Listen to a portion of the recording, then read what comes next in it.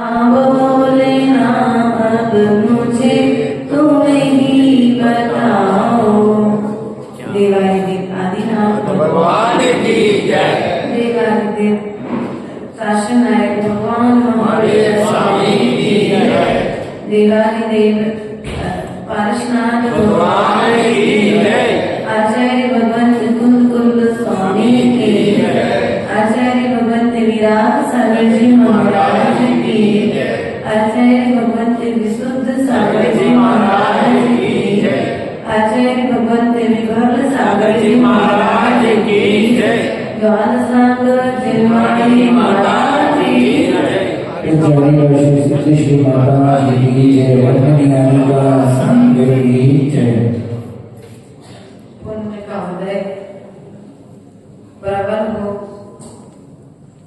और प्रभु का आशीर्वाद और गुरु का आशीर्वाद हो तो सब कार्य करना सरल हो जाता है। प्रिय बंधुओं, अपना विषय चल रहा था मेरी भावना।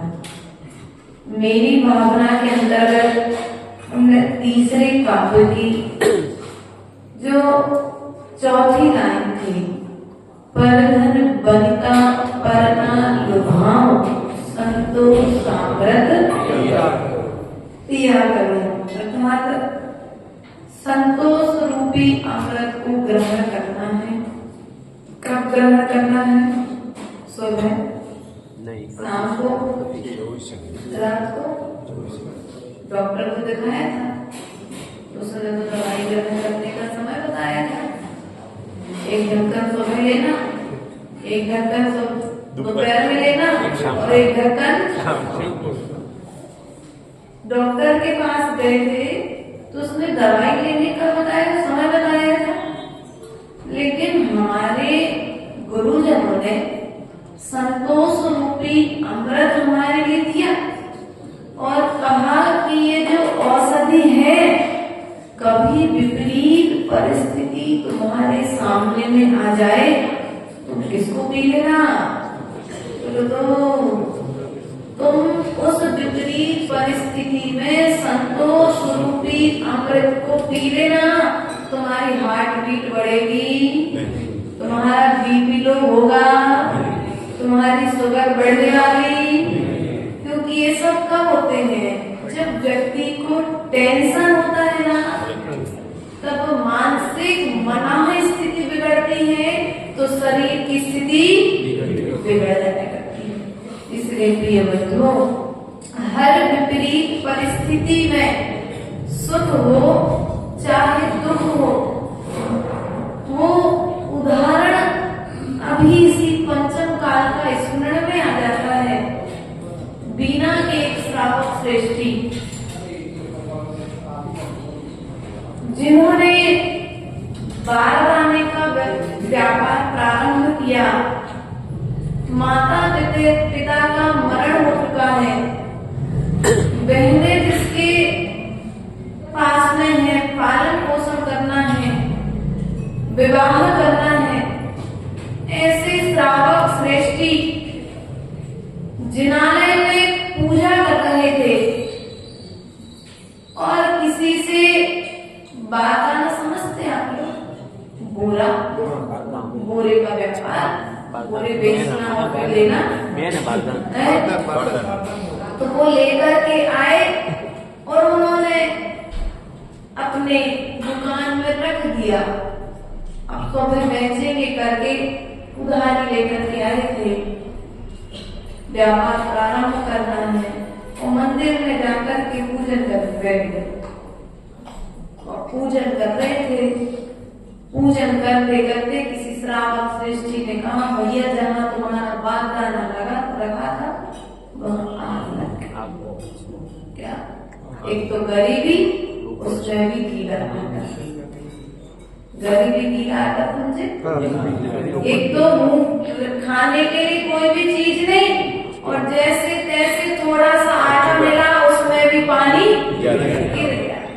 तो ऐसी स्थिति बंधुओं, उस विपरीत परिस्थिति में धनंजय कवि को हमने नहीं लेकिन पंचम काल में भी ऐसे श्रावक सृष्टि हुए, उनसे लोगों ने कहा कि भैया चलो वो बात आने की आग बुझाने के लिए चलो।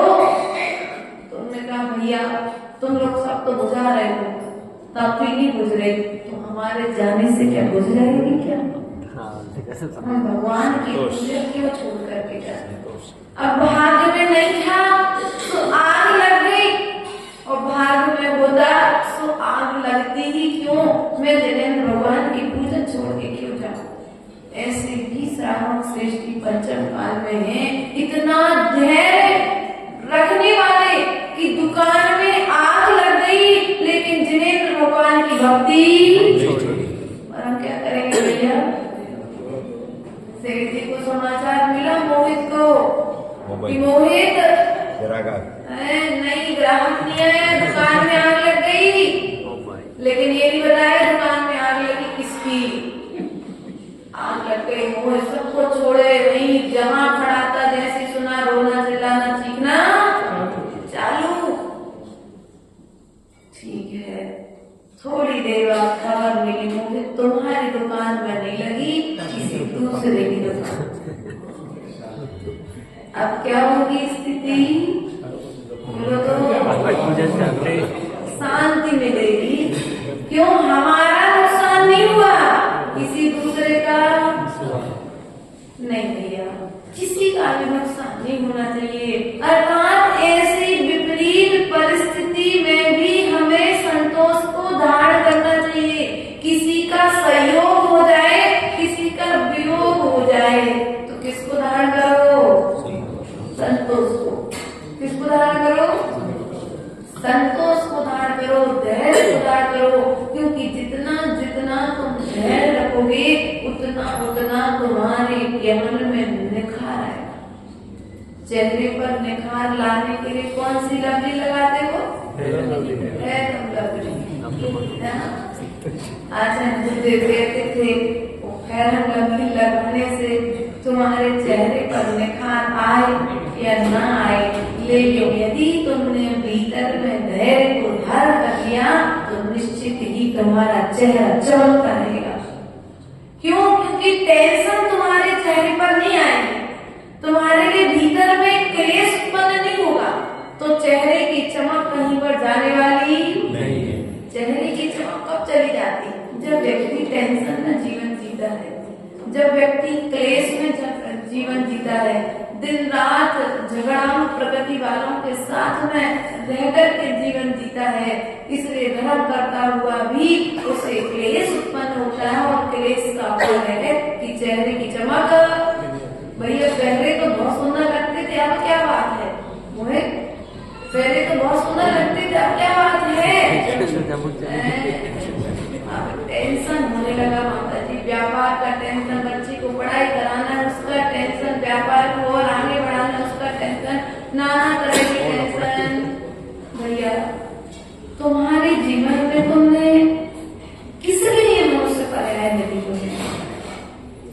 मनुष्य जीवन का आनंद यदि लेना चाहते हो तो संतोष जो है सो पर्याप्त है। संतोष रखो, दूसरों की बढ़ोतरी को देख करके भीतर में ईर्ष्या का भाव मत रखो, क्योंकि आज हम अपने में खुश नहीं है, इसलिए हमें क्लेश हो रहा है। ये बंधुओं, हमने वो दिन भी देखे जब हमको प्रवचन करना नहीं आते थे, और प्रवचन करना नहीं आते थे और लोग हमारे सामने जब माइक रख देते थे तो हम कहते थे भगवान अब तुम्हारे हाथ में माइक हमारी नहीं, अब तुमको पार लगाना है, हमको तो कुछ आता जाता नहीं है। लेकिन उस समय घबराते, बस भगवान को देखते जाते थे और प्रवचन करते जाते। इसलिए जो भी तुमको बताया जा रहा है बिल्कुल भूल में मत रहना कि हम अपना दे रहे हैं। हमारे पास तो कुछ ना था और ना आज कुछ है, जो है सब गुरु और प्रभु की कृपा का फल है। इसलिए प्रिय बंधुओं, विपरीत परिस्थितियों में भी चाहे श्रावक मार्ग हो चाहे साधु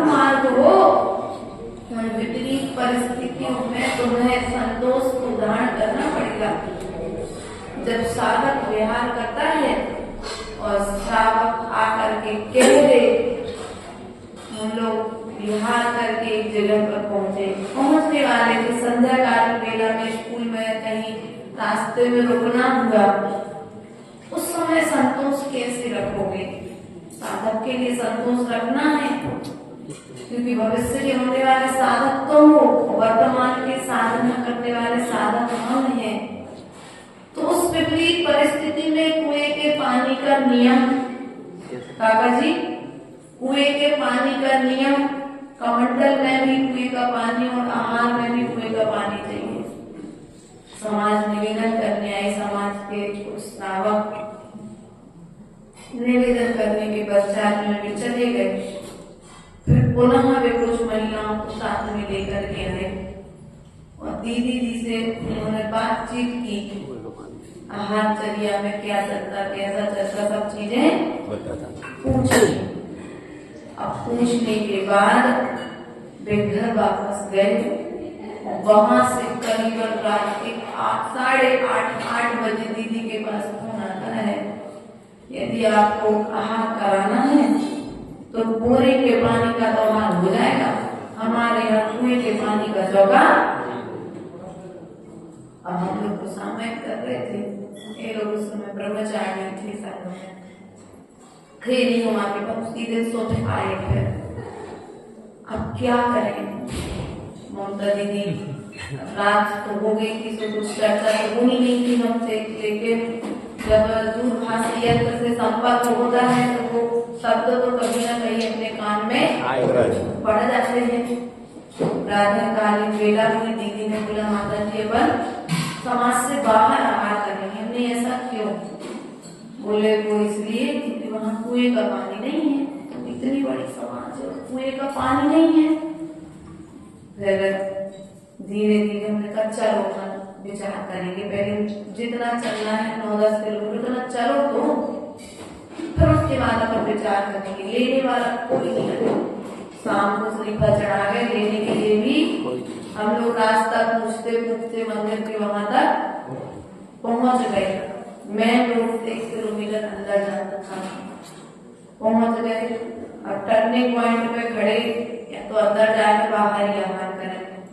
ममता दीदी ने रानी को फोन लगाया, भैया हम लोग पहुंच गए हैं, ये 2 शटर देख रहा, ये खुलवा दो तो हम लोग यहाँ चौका बना के माता जी का आहार। समाज के कुछ दूसरे रावण का बोले, नहीं माता जी आप अंदर चलो, हमारे गांव में अंदर लेकर। गर्मी का समय है ना, गर्मी का ही समय था, अप्रैल मई के बाद जून की बात है, चतुर्मास में छिंदवाड़ा के बिहार चल रहा था। हम लोग पहुंचे और पहुंचने के बाद भगवान के दर्शन करे। दर्शन करने के बाद उन्होंने प्रवचन कराए और प्रवचन करने के बाद में फिर खबर मिली कि चौक समाज में 3 चौके लगे हुए। कहाँ? कुछ श्रावक यदि उस समय क्लेश होता, क्रोध आता, तो स्थिति क्या बनती? लेकिन नहीं भैया, अपना परिचय क्या है?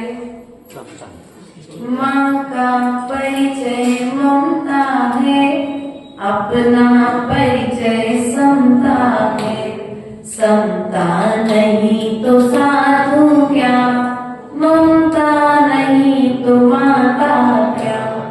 इसलिए जो आचार्य गुरुदेव की लाइनें शांति विधान में लिखी है, ये लाइनें मानव पटल पर स्थापित हुई और इन लाइनों के बल पर उस विपरीत परिस्थिति में भी कई श्रावक ऐसे कई बार साधक को मिल जाते हैं और साधक की परीक्षा लेते हैं। चौका भी लगाना था, प्रणाम भी कराना था, नगर में भी बुलाना था, लेकिन पूर्व की भूमिका।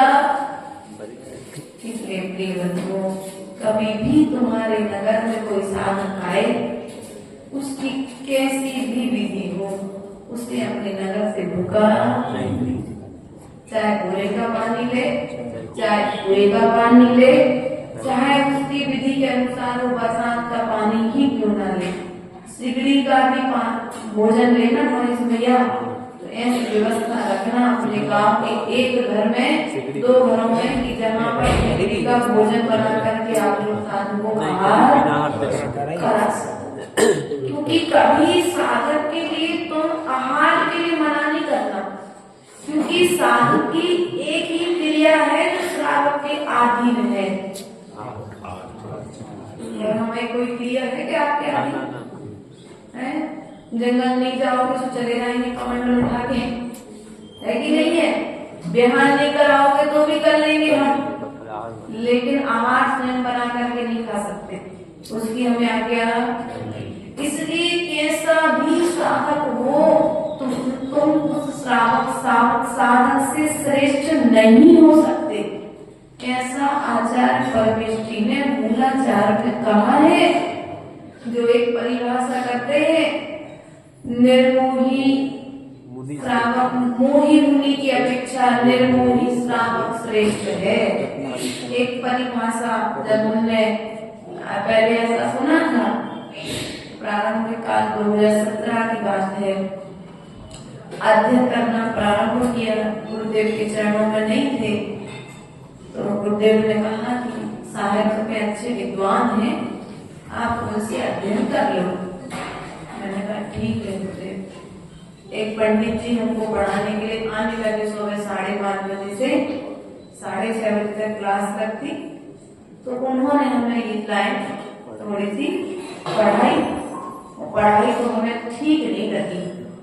हमने पंडित जी से कहा, पंडित जी अभी अध्ययन करने का मन, उनको नहीं कहा कि आप गलत पढ़ा रहे, पंडित जी भी मन नहीं है।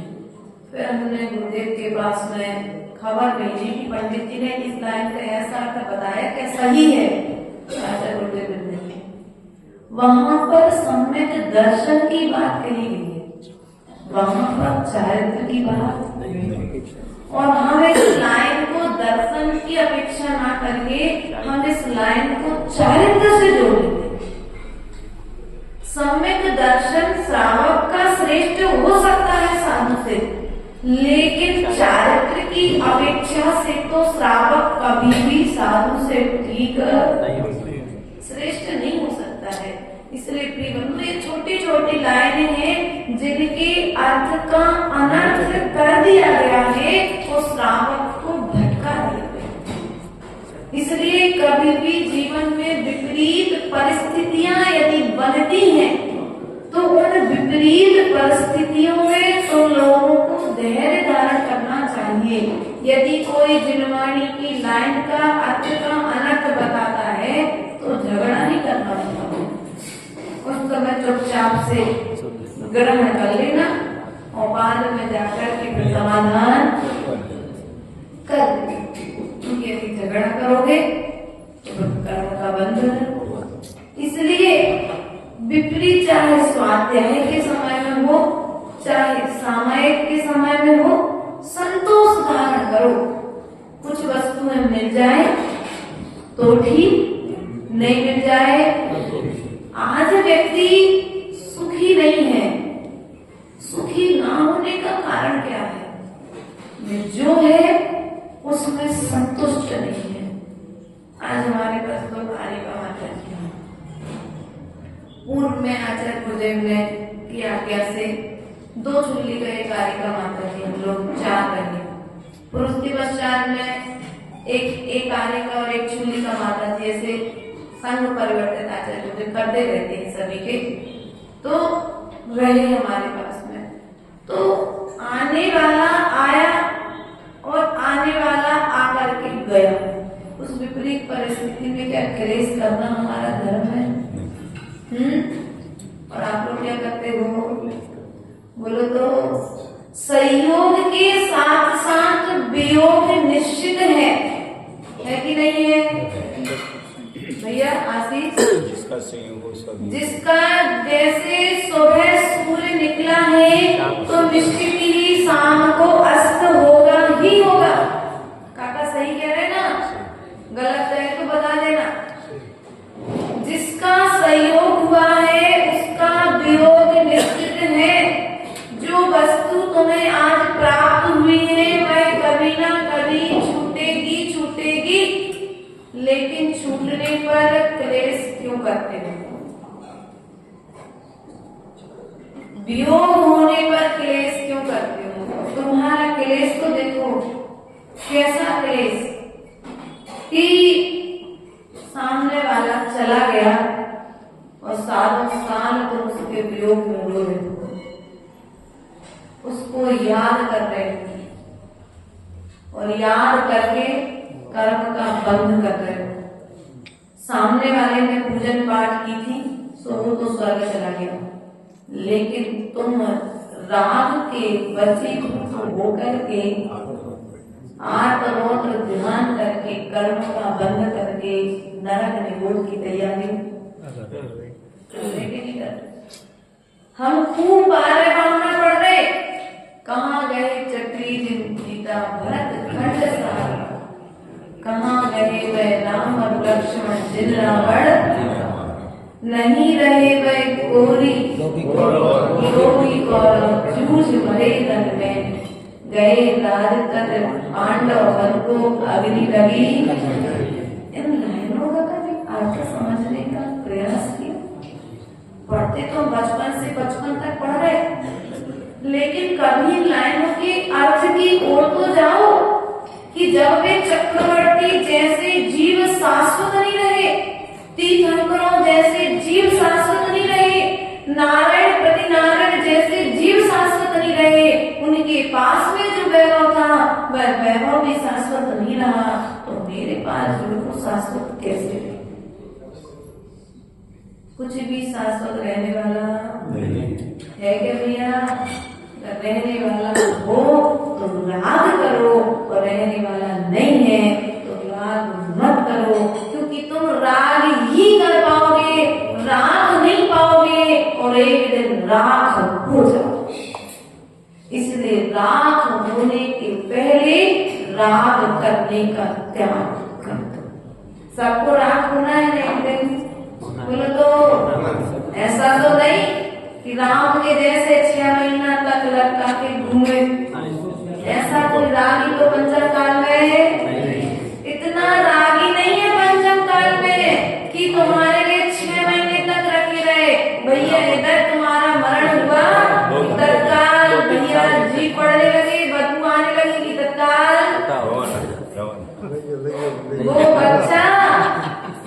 वो बच्चा जिसके लिए तुमने पिलाया खिलाया नहलाया चलना सिखाया बड़ा किया, वही बच्चा तुम्हारे लिए सर्वप्रथम आग प्रदान।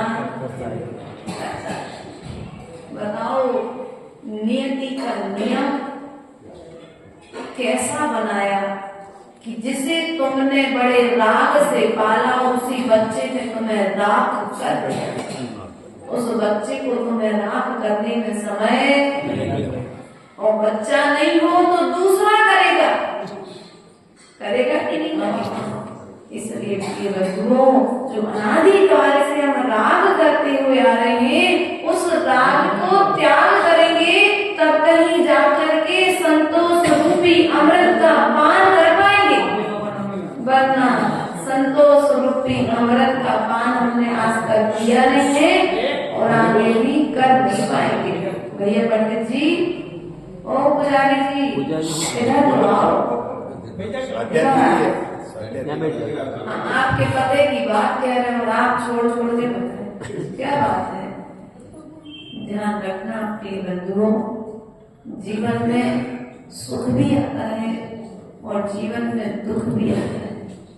जैसे एक सिक्के के दो पहलू हैं, वैसे इस जीवन के भी 2 पहलू हैं। कभी सुख रूप में आता है तो कभी दुख रूप में आता है। आचार्य गुरुदेव ने लिखा है, दुख तो मानव की संपत्ति है, तू दुख से क्यों घबराता है? दुख आता है सुख जाता है, सुख आता है दुख जाता है, इन आते जाते सुख दुख में ही मानव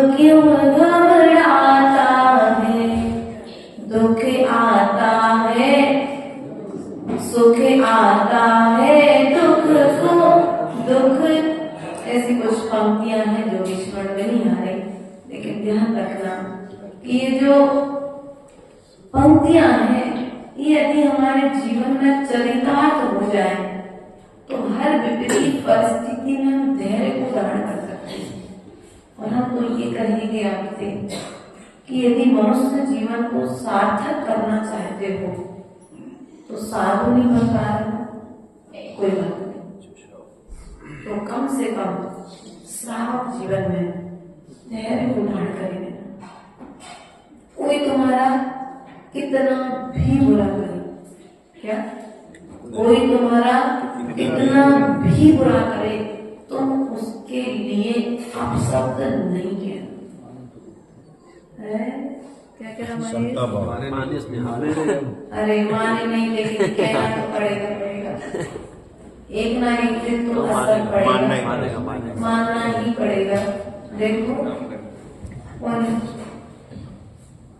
मुनिराजों की कहानी, उन श्रावक श्रेष्ठियों की कहानी स्मरण में आती है कि वे मणिमाला नाम के मुनिराज जो जंगल में साधना कर रहे थे और साधना करते हुए उस तांत्रिक ने उनके मस्तिष्क पर अग्नि जला दी। उन गज कुमार की कहानी, मुनिराज की कहानी स्मरण में आती है कि मस्तिष्क पर सिकड़ी जला दी। वह बाहरी शेठ चोर ने हार डाल दिया गले में। पांडवों के लिए गरम गरम आभूषण पहना दिए गए, लेकिन फिर भी लोहे की जंजीर गरम गरम पहना दी गई। ध्यान रखो, सहना नहीं है अभी तो इतने उत्सर्ग भी तुम्हारे ऊपर करने लगे। ध्यान रखना, तुम्हारा सहना नहीं है, उत्सर्ग करने वाले भी नहीं है।